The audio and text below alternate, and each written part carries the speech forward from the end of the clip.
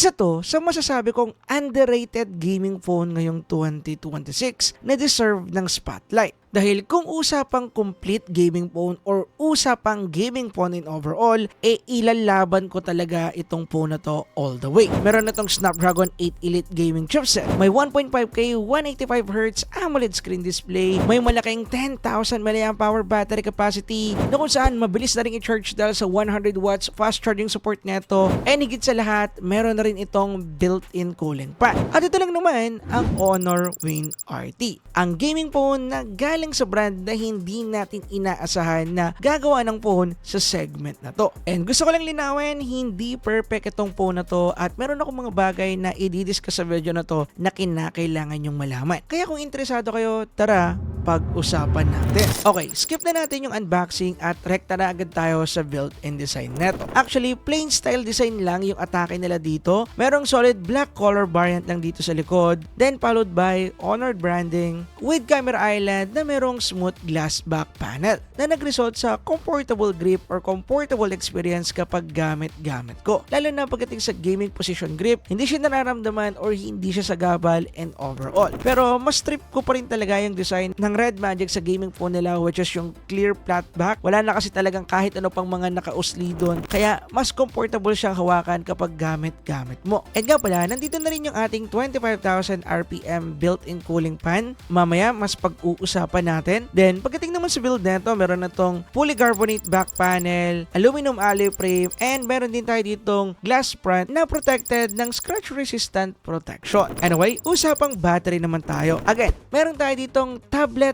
battery size, which is 10,000 mAh silicon carbon battery capacity. And yes, nung sinabi kong pang tablet size, pang tablet size na talaga yung capacity neto dahil nasa 10,000 mAh, and mostly ang ginagamit ng mga tablets is 10,000 to 15,000 mAh. Kaya yung makita to sa isang smartphone sobrang fascinating para sa akin at pinapakita yung improvement ng technology. Pero ang tanong, okay ba yung kanyang battery performance? And in terms sa naging experience ko sa battery neto, same lang din ng ibang mga phones na na-testing ko na merong above 6,000 mAh battery capacity. Masasabi kong pasado para sa akin yung normal usage dito sa phone na to, like panonood ng Netflix, panonood ng TikTok, pa-Facebook lang at kung ano-ano pa, yakang-yaka yan ng battery neto. And ina-advertise din nila na kaya daw netong tumagal lang 2 to 3 days, and actually, totoo naman yan, pero syempre, naka-standby mode lang yung phone mo, yung tipong naka-on lang yung wifi niya para makareceive siya ng mga calls and notification, and common activity lang din yung ginagawa mo like chatting and also call, at yun lang. Pero based mo sa naging experience ko, kaya niyan tumagal ng isang araw in light moderate use, like halimbawa more on social media lang, TikTok,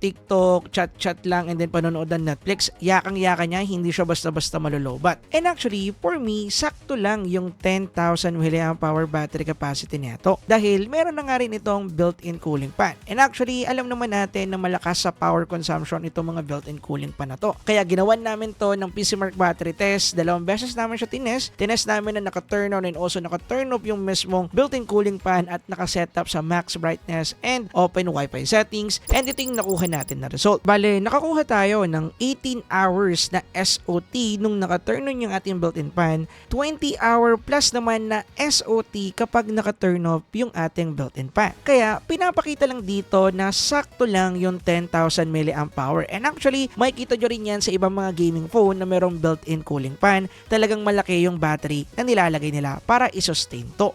Anyway, ito po yung iba niyang mga specs. Meron na itong IR blaster para sa mga appliances na ginagamit natin sa bahay. May NFC support, naka-Bluetooth 6.0, merong ultrasonic in-display fingerprint sensor kaya rehistro agad, naka-Wi-Fi 7 support, and higit sa lahat, meron rin tayo ditong 5G connectivity. Dahil supported neto ang NSA and SA deployment. Kaya lahat ng network na ginagamit natin, mapasan, smart, or kung ano-ano pang network, may 5G na po dito. Kaso nga lang, nasa USB-C 2.0 pa rin to. Now, usapang display naman tayo, 1.5K 185Hz AMOLED screen display. And yes, talagang malaki yung display neto. Unlike sa mga usual phone na madalas natin ginagamit, makikita natin yung medyo size difference sila. Pero actually, halos konti lang naman yun nilamang, pero ramdam mo rin na medyo lumaki talaga, which is benefitable sa panonood ng mga movies, panonood ng anime, and also gaming. And gusto ko nga lang din palang linawin na yung 185Hz neto supported lang lang sa mga apps na supported ang beyond 120Hz refresh rate. Bale, kapag magnanavigate tayo sa mismong display neto or sa kanyang home display, hindi natin na-activate yung 185Hz neto. 120Hz lang maintain. And based sa ginawa naming extreme gaming test, mostly sa mga game lang talaga supported yung 185Hz dahil meron kaming mga nakitang games na lumagpas ng 120 FPS yung nakuha naming FPS dito. So malalaman nyo yung lahat sa extreme gaming test. Anyway, in terms of outdoor use, maliwanag na rin to dahil meron na tong 200 nits global brightness and 6,000 nits peak brightness for HDR. Kaya para sa mga riders out there o kaya mahilig lumabas-labas at mahilig maglaro sa labas, pasado to para sa inyo. Now, usapang gaming performance and thermal naman tayo, and for sure, isa to sa pinaka-need din yung malaman or gusto nyong malaman dito sa review na to. Again, meron tayong Snapdragon 8 Elite gaming chip, and for sure, hindi ko na kinakailangan pang bigyan ng introduction or i-introduce itong phone na to dahil malamang sa alam na ninyo yung kayang gawin or kakayahan neto in overall. Pero yung tanong, kamusta or effective nga ba talaga yung phone cooler or yung built-in turbo fan na meron dito sa Honor Win RT? And yan yung tinest namin sa ginawa naming gaming test na to. Bale, yung mga sinalang or mga nilaro naming games dito, yung mga madalas nating nilalaro, gaya na lang ng Genshin Impact and MOBA game pati CODM. And then dito, good news, supported na ng Honor Win RT ang frame rate interpolation at yan yung kanilang FPS boost and FPS stabilization. Kaya, yung ginawa namin testing dito para makita kung okay nga ba talaga yung cooling system ng Honor Win RT, naglaro kami ng tig 30 minutes dito sa Genshin Impact, which is 1 hour in total and in max out settings yan by the way. Pero yung isang gameplay namin naka-turn on yung ating frame rate interpolation and yung isa naman hindi. And para sa mga hindi pa nakakalam, ang frame rate interpolation is basically nag-interpolate siya ng single frame sa pagitan ng dalawang frame sa pagitan ng dalawang actual frame. Kaya mostly nakikita ninyo na double yung frame rate natin from 60 nagiging 120. Bale, ito yung pinaka-idea or pinaka-concept ng frame rate interpolation. Meron din kasing ibang type ng frame rate interpolation. Nakita na rin natin yan sa ibang devices. Pero dito sa Honor Win RTS, ito yung pinaka-idea ng frame rate interpolation niya. And dahil nga double niya yung frame rate, dagdag din to na trabaho sa chipset kaya na-i-stress din, which is nagkukos ng pag-init. Kaya best environment to para makita natin kung iinit nga ba talaga yung phone na to kapag ginamit natin siya with frame rate interpolation. And guess what? After ng 30 minutes ng tuloy-tuloy na paglalaro, nakakuha lang tayo dito ng 43 to 44 degrees Celsius, which is masasabi kong beyond normal temperature. Gating naman sa second testing, turn off lang namin yung frame rate interpolation neto. And then dito, the same lang din sa unang test, nakakuha tayo ng stable FPS. Pero 60 FPS na lang yung nakuha natin, unlike kanina na solid 120, which is yung normal frame rate na makukuha natin sa Genshin Impact. And yes, dahil nga naka Snapdragon 8 Elite, goods to goods yung performance natin. Basic na basic ang Genshin Impact. Then after naman ng 30 minutes ng tuloy-tuloy na paglalaro dito, ang nakuha nating temperature ay 39 to 40 degrees Celsius, which is mas mababa unlike kapag naka-open yung frame rate interpolation natin. Anyway, tinesting din namin ito sa iba pa nating mga games na madalas nilalaro sa Philippines gaya ng MOBA games and also CODM. And pagdating dito sa phone na to, nakakuha tayo dito ng solid and stable 120 FPS. Kaya pagdating sa mga MOBA games, walang magiging problema, yakang-yaka yan. And ganun din yung naging overall performance nito pagdating sa ating CODM dahil 120 FPS din yung nakuha natin maintain, mapa VR and MP mode. Kaya pagdating dito, no worries, goods to goods pagdating sa shooting games and MOBA games. Then pagdating sa nakuha nating temperature sa mga game na to, pumalo lang to ng 37 to almost 40 degrees Celsius. And kung titingnan natin yung ginawa natin testing, masasabi ko na effective or gumagana talaga yung phone cooler natin dito. Kitang-kita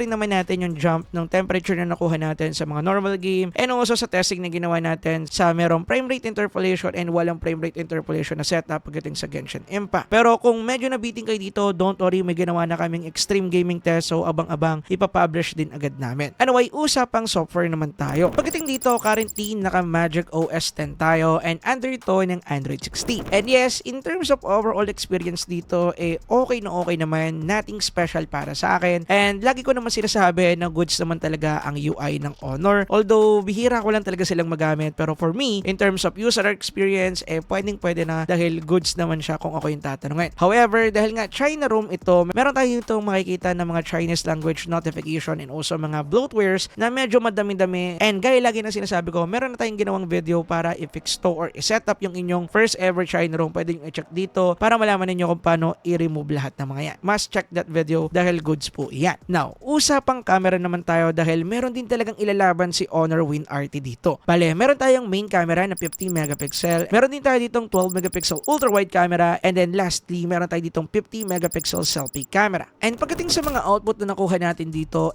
actually good siya para sa akin para sa isang gaming phone. Goods yung color processing, saturated enough, and also vibrant enough na yung makukuha nating photo. Okay din yung sharpness or yung pinaka overall detail din ng photo. Pagdating naman sa HDR, okay din naman, pero kapag okay yung lighting, meron din talaga mga part na medyo nagkakaroon tayo ng crash out pagdating sa shadow part, pero pagdating naman sa highlights, kayang-kaya niya namang i-survive. So pagdating dito, hindi naman ako nag-expect ng masyadong malaki pagdating sa isang phone na more on gaming talaga yung focus, pero definitely masasabi ko na nasa mid-range level yung overall camera performance neto. Masasabi ko na mas maganda pa yung performance ng camera neto unlike sa Poco X8 Pro and iba pang mga mid-range phone out there. Pero hindi ko masasabi na nasa flagship na yung kanyang camera capability in overall. Pagdating naman sa ating selfie camera, masasabi kong decent na rin yung makukuha nating performance. Okay yung kanyang color processing din pagdating dito, hindi ganong kaloto or hindi ganong pinapaputi or ini-enhance yung balat natin kapag nag-take ng photo. And also, sharp enough na rin yung makukuha nating photo dito. Pero sometimes medyo napapansin ko na parang mayroong beauty effect na nakaka-apply dito in default kahit na hindi naman naka-turn on yung beauty effect nung nag-take ako ng photos dito. So, medyo pay attention nyo lang yung part na yan. Pero yeah, in overall for me, goods naman to kung ako yung tatanungin. Pagdating naman sa video capability neto, supported neto ang 4K at 30 and also 60 FPS pagdating sa ating main camera, and yes, goods yung makukuha nating video capability dyan. Smooth enough pagdating sa handheld shot para sa 4K at 60, medyo wiggly lang yung 4K at 30, which is pretty normal. Pagdating naman sa ating selfie camera, kaya na ito mag-shoot din ng 4K at 30 and also 60 FPS, kaya good news to para sa mga kapaharokoy natin dyan na gustong-gusto ng 4K resolution pagdating sa kanyang selfie camera. Now, usapang presyo and final verdict tayo. Bale, pwede nating mabili itong phone na to sa 30,000 pesos SRP, pero mababawasan pa yan ng 1,000 to 2,000 pesos using yung ating voucher dyan sa ating YouTube shopping tab. Pwede nyo pong i-click yan and pwede nyo i-apply yung 2K pesos voucher. Pero gusto ko nga lang din palang linawin, maraming mga nalilito, merong iba na kapag nag-open ng link natin, anong nangyayari, hindi nila na-apply yung voucher code. Check nyo po dun sa platform voucher. Paiba-iba kasi yan, minsan nasa 1.5,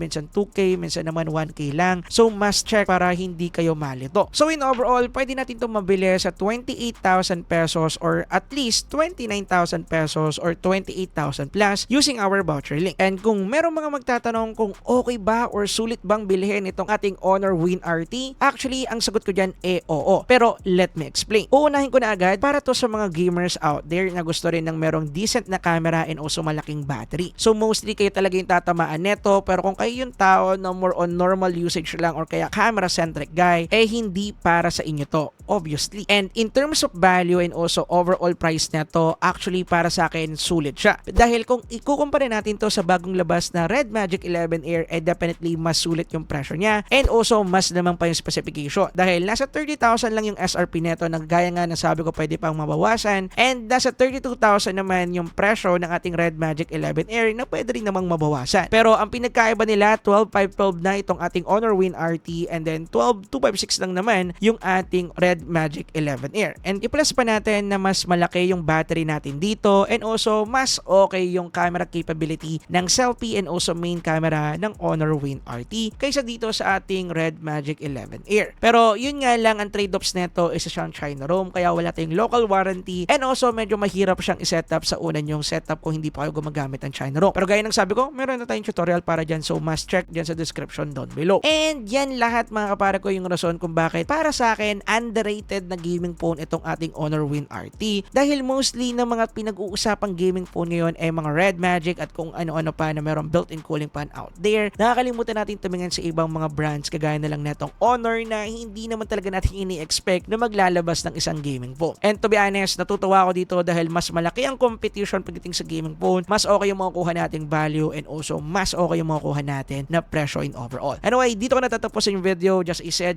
check the link dyan sa ibaba para sa mga products na nabanggit ko. And also, mag-iwan din ako dito ng dalawang video na solid din yung specification and also overall performance. So, So, pwede nyo ring i-check yung mga yan. For sure, magugustuhan nyo sila.